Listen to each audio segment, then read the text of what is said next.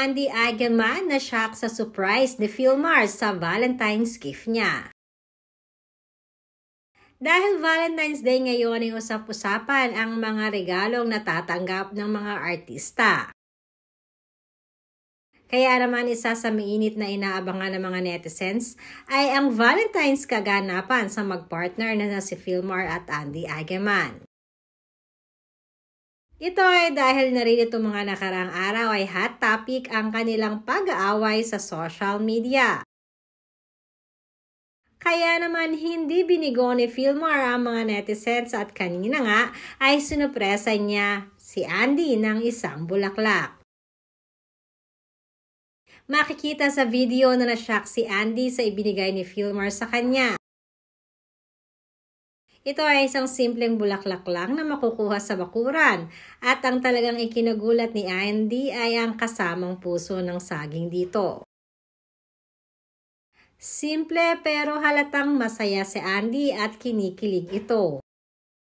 Biro pa niya kay Philmar ay may ulam na daw di umano sila. Alam naman natin na si Andy ay hindi mahilig sa material na bagay, kaya kahit ganitong simpleng regalo lamang ay halatang tuwang-tuwa ito. Samantalang natuwa rin ang mga netizens dahil napakasimple, unique at todo di umano ang ginawang effort ni Philmar para sa flower bouquet na ito na ibinigay kay Andy. At maging ang mga anak nila na si Lilo at Kowa ay talagang kinilig din sa naging sorpresa ng kanilang papa Philmar kay Andy Eigenman. Pupuon tayo na kay Pambalintans.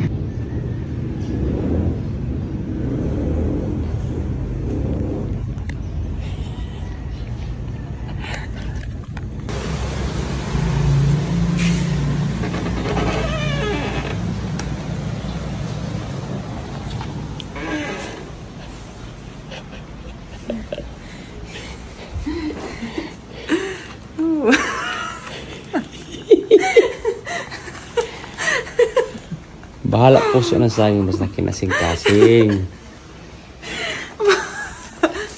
Oh. Pakita na sa ila ko naman dyan. Guys, look.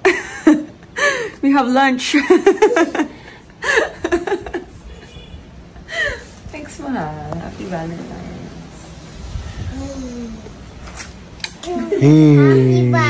Happy Valentine's. Yo, thank you, Koa.